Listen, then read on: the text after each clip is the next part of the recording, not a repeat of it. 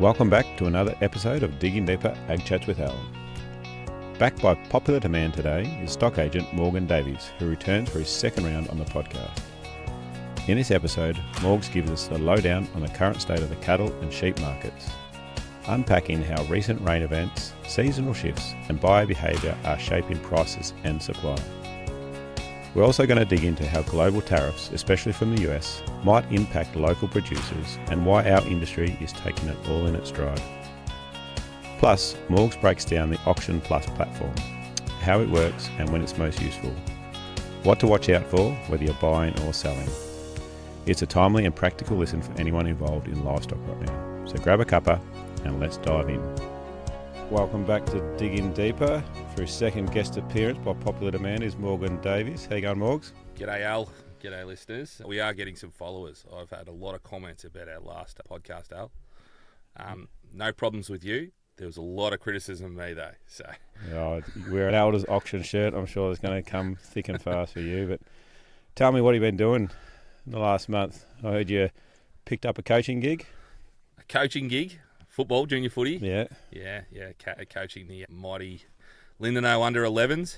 Second year doing it and thoroughly enjoy it, actually. It's fantastic. A few numbers on the track? Yeah, the boys are looking fresh. First game this weekend. So we'll take it to Lucknow and go our hardest. Yeah, very good. And what KPIs you got for those boys this week? Oh, we got plenty. We go the other way. People say let kids have fun, but we do that and we put in KPIs or key performance indicators to make sure that we're trying our best. And it's good. The kids respond, for sure. Yep. Good to see footy back this time of year. I think everyone's missed the footy, I think, in the off-season. It's great to have it back. Yeah, very good. All right, let's get onto the subjects that you're brought in here for. Markets. Where are we at with the market, sheep and cattle? Last time we spoke, I think we saw things all trending along pretty well. It was just after the calf sales, and we'd had a very successful calf sale. Again, the following week was the Bensdale Weaner sale, and probably in a lot of instances everything just trended a little bit cheaper. That's not uncommon. There is a lot of cattle sold in March. And bearing in mind it's also stayed quite dry. Not here in East Gippsland. We got pretty significant rain since then. We've had rain every week since then. But, the Western District and South Gippsland and the North East and the Mallee, everyone's sort of starting to sweat on a rain. So leave it up in the hills. We go a bit up in the hills. It's dry up there, isn't it? Yeah, well, before this last rain event, I think, it looked pretty dire around Amio and various parts of Benambra. They have had some solid rain there. Some cockies tell me 100 mil. Some said about 20 or 30. So if we meet in the middle and work on that. But I think the Tambo looked pretty fresh and invigorated today, so that's positive. So I think someone got some rain up there anyway. Talking about rain, East Coast, they've been pretty hammered pretty hard. Yeah. Is that going to affect us down here in Victoria? In terms of the price, supply? Yeah, look, I think through general Queensland there's been a lot of rain as well. So the central Queensland, central western Queensland, there's a lot of cattle held out there. Biggest thing is there is significant rain there, and it's going to stop the flow of a lot of cattle that were getting dumped because it was quite dry. So I think that is going to help. I think it's going to assist. We've seen that already impact the market already short term, and there's a sense of urgency from processors to put those cattle together and buy them again, which is good. So we have seen that trend in the marketplace. It could be for two main reasons, just because the flow of the cattle stops, so there's less cattle on the market, but also because there is a bit of an urgency to keep kill chains and everything going. So that certainly happened. It's been pretty evident this week, and we've seen that in the marketplace. There's been some significant uplift in most types of cattle, which is good. Do we see a bit of cattle, young cattle moving up that way? No, a lot of cattle. There's been a lot of northern orders coming and going back into Queensland since January, probably more than there has been in the past. And I think there's been, in various parts, there's been some pretty good seasons. It's just in sort of central western, which they tell me, my sources tell me, it floods inland and goes into the air catchment. That's where a lot of that water is going. It's not going coastally, it's going inland. But feel free to correct me if I'm wrong, but that's where my homework's been. I've put a bit of effort in finding out where the water is actually going, and a lot of it's going inland into the air, which is significant too. So there is a past history theory that the rain in the Eyre Peninsula does help the East Coast for rainfall over the next year or two. So, who knows? That's prediction number 2, so we'll be able to track that along. It's all recorded. So what's happening let's do some forecasting. What's happening now that we have had rain down the east coast? We're still dry in the west of Victoria. Where are we looking in the next sort of month, 6 weeks? Yeah, look, it starts to get cold, doesn't it, at some stage? Usually you got a pretty peak growth period up until sort of Anzac Day. That's the rule of thumb. And then after that, a bit of cloud coverage, sits in the Western District, and things get cold and wet and damp. So hopefully they can get growth and it stays mild there and they can get a bit of a season, but it is pretty tight over there. But yeah, generally concerned because it's probably been 2 years now since they've had a good break. So we do hope that our neighbours over there in the Western District get a rain. Again, South Gippsland, which affects us a lot. Our big brother that comes and buys a lot of our restocking cattle and sheep and various other products out of here. We need them to have a rain too. So there is issues there too, surface water and everything else in my travels. I'm born and bred down there, so I've been down there, and no one's really jumpy yet, but it's not far away. They need a general rain to fill a few dams for sure. Yeah, I heard the first time in a long time someone bought water for the house actually down that way, so they run out of water for the house. They're starting to get a bit desperate when they're buying water for shower and cups of tea. So what about the sheep job, Morgs? Yeah. How's the sheep dog tracking along? Well, in terms of sheep and lamb, I think the lamb job is bouncing as predicted. Numbers are starting to subside. Heavy lambs, $8 to $8.50 in the marketplace. Everyone's wanting a heavy lamb at the moment. Stores are still pretty strong at the minute. Well, stores are sort of, $3.50 to $4 for a store lamb live weight. $4 being a really good second cross lamb, Bear Shawn, Mickey Mouse and Tidy. $3.50 for a Merino White Suffolk or Merino Dorset cross lamb with a bit of wool on it. Yeah. So that's the various. If you put a weight on your lamb and you put that value next to it, that's about what your store lamb's worth. And I think at that, the buyers that are buying them will make a quid. But yeah, $3.50 for a 39 kilo lamb brings them out at $140. I think it's all right for everyone, really. Yeah. The finishers as well as the growers. And cull sheep, they're saying a big uplift in that this week. So that could be due to rain and everything else. But cull sheep look pretty solid, $4 to $5 on a lot of those sheep. So everything's pretty positive there in the sheep market. And it's good to see because it's fluctuated a lot in the past 6 months. And it seems to do that, those massive swings, which is just numbers driven a lot of the time. One week there's a pair of numbers and the next week everyone holds off and then buyers have to pay a little bit more and then it sort of floods the market again. So I've seemed to hit all the troughs lately when I'm selling cull sheep. Hasn't been good either. So yeah, well the big difference is a $20 swing on a cull, you say $80. Market drops 20, it's quickly worth 60, isn't it? Now, talking about selling, we've had a few questions come in about Auctions Plus. Tell us about Auctions Plus. Is it a thing that we should be looking at up here in East Gippsland, or we're too far away? No, not at all. Auctions Plus is just another arrow in the quiver that a good agent uses. It's not a silver bullet. The cattle make what they're making anyway, but it gives them very good exposure. There's certainly value in Auctions Plus for a marketable product, be it a cow and calf. It's easier to sell you a cow and calf on the place than it would be to have truck a cow and a calf into the sale yards and sell it. But they have to be decent-sized lots. They need to be assessed correctly, and they need to be priced responsibly. Yep. So tell us the process. I've got 25 cows with calf at foot. Can I get to sell them? Yep. Can we put them on Auctions Plus? That simple. No, so there's an assessor, right? And there's what are they? Graded assessors. So 1, 2, 3, level 2, level 3 is a learning assessor. Yeah, you're a graded assessor then, obviously. Yeah, I'm a graded assessor. Yep. There's a couple in the town. Yeah, and there's a level 3, level 2, level 1. So if you're assessing a lot of cattle and you're doing big, high volume jobs and say corporate jobs, elders roll out our level 1 assessors that assist, and they do a great job. And they're very, very good at. They know their product. They're elite at their assessments because agents can come under scrutiny for missing things. So we do have to be pretty spot on with our assessment. So that's the first thing you have to do. You have to assess your stock correctly. So if you say you're buying an Angus cow, selling an Angus cow on Auctions Plus, it is an Angus cow. It's not an Angus cow with a quarter Friesian in it.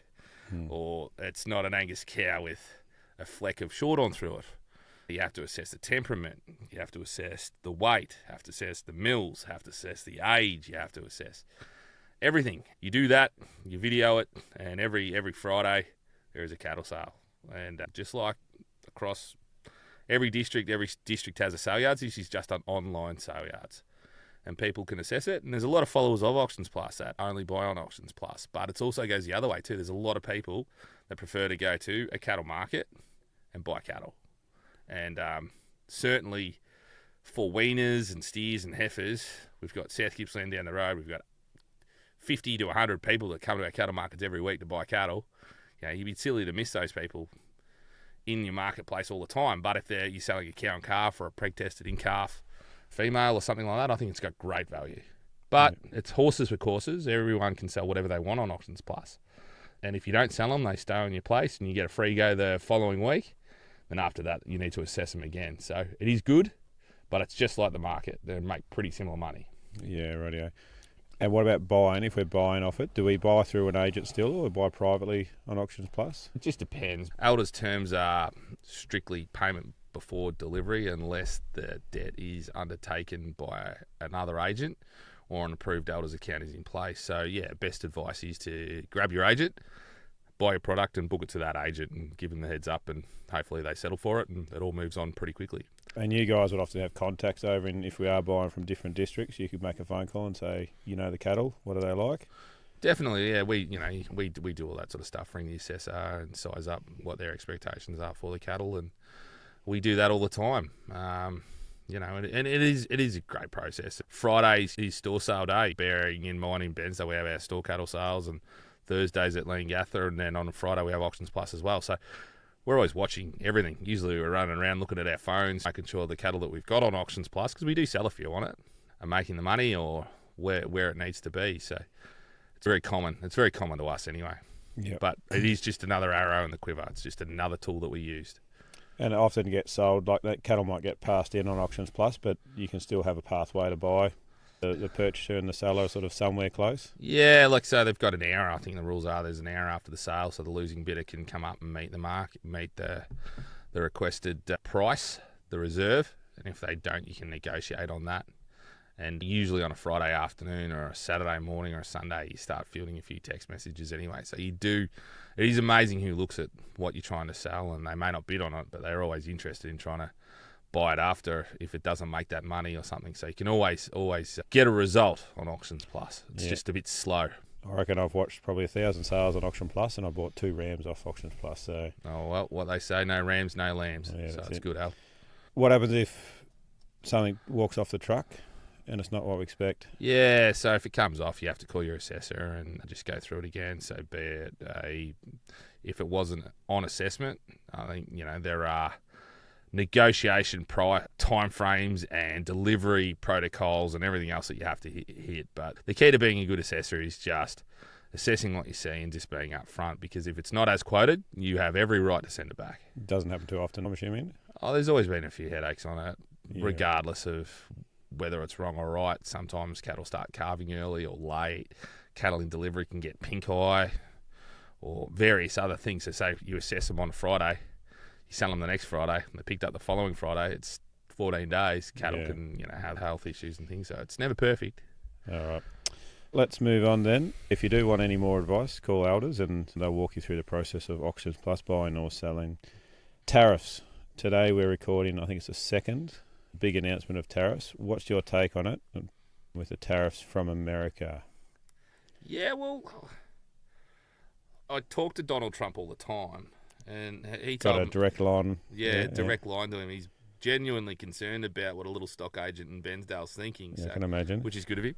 But in all seriousness, I think there's not much we can control about that. It comes to this time of year every year for the past 4 or 5 years. You roll into May and there's always a panic about something. Now, there was foot and mouth that was going to enter the country and completely blow the cattle market apart 3 years ago. There was COVID. Remember that? COVID? It was a while ago now, but that was going to destroy the world. Yeah. What do they say? If you think you can't change the world, just go and eat a bat in Wuhan. I haven't heard that one. Nah, it's profound. Right. Yeah, I think I made that up. No, but there's foot and mouth, there's lumpy skin, there's tariffs, there's been various other problems that hit us in the face year in, year out, and we seem to adapt to it pretty quickly and change and forget about it in 2 months' time. So my advice is stick to what you can control, and we can't control what Donald wants to do, nor what Xi Jinping wants to do. So if it's a 10% tariff, I think it'll be handled and blinked at and rolled on. And the cost of what the Aussie dollar compared to what the US dollar is, and the cost of value of beef isn't a lot. So a 10% tariff here and there, I think the processors I've spoken to, they've just said, we'll just factor it in and keep rolling. We might try and buy cattle a bit cheaper or whatever, but that's price and time frame. People have still got to eat, and are they in a rebuild over there? Yeah, I think their cattle, their beef's making more than it's ever made over there, and it looks pretty extreme money in comparison to ours, like around COVID times and things like that. Like our beef got to the dearest in the world, and then the Aussie dollar sort of dropped back, and then the cattle market collapsed, and now it looks pretty priced accordingly. So people will be the US, and the numbers going into export are increasing every year. Our processors and kill space are increasing every year too. So the US are a massive customer of Australian beef, but they're not the only one either. Like we have some major customers around, be it China, be it South Korea, which is massive, a big absorber of a lot of Australian beef, and various other countries as well. So yeah, it'll affect us, but on that types, but I think 10% or 15% will get washed out pretty quickly. So we'll just look back at it in 18 months' time and go, what were we worrying about? Yeah, yep. And if I come asking you for a job, it's gone bad. Yeah, real bad. I think that people have still got to eat, and sometimes it's just politics get played at the high level, which can have a big effect on us. At the end of the day, we've got a pretty desirable product, I think. So yeah, and you talk about the floods in central Queensland. I saw someone saying someone said there was 1 million cattle that had been washed away, and then I saw yesterday it was like 1,000 cattle being washed away, and so everyone can panic and throw these things into the media, and then everyone jumps up and down. But until we can actually do the correct mathematics behind it and look at it and stop and breathe and watch it in the cold light of day, I just think we all need to be a bit rational and just understand where we're at. Yeah, the calming words of Morgan Davies put you all at ease. Very good. Now, our last question for this podcast is, what is something you have learnt that has surprised you? Yeah, what's something that's learned that surprised me? Again, I just think that it just keeps surprising me, the difference in Victoria in the climatic conditions at the moment. I'm driving through the Western District. I was there last week, and how dry it looks, and then how good it is over here is incredible. So enjoy the good season, East Gippslanders, and the great start that we've got, and make the most of it. And one day it'll turn, and we'll be on our knees over here in the Western District to be pretty good. So I think just what I've learned is Victoria is a pretty big place, and it's a pretty big contrast anyway. Enjoy having a good season and make the most of it. Yep, make hay while the sun shines, so to speak. Morgs, thanks very much for coming in. Time for a beer. It's a late one tonight, and time to start moving those magnets around again. Thanks, Alan. Thanks, listeners, and go the mighty Lindeno Kittens.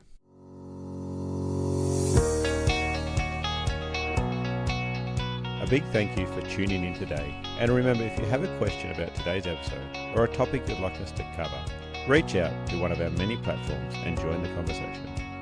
We're here because of your passion and commitment to agriculture. Together, we can build a stronger farming future. This podcast is made possible by the Future Drought Fund Regional Drought Resilience Planning Program, co-funded by the Victorian and Australian governments.